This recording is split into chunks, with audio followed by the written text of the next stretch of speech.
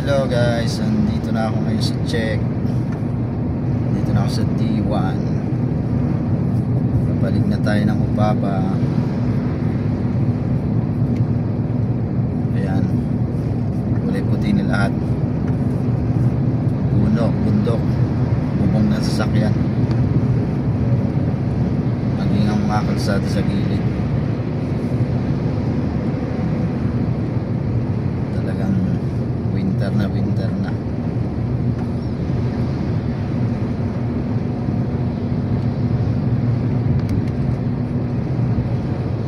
Pati parkingan ng mga truck.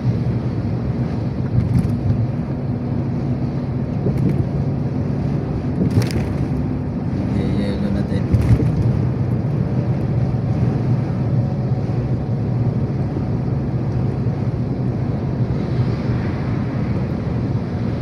Guys, update lang, ingat kayo palagi sa biyahe.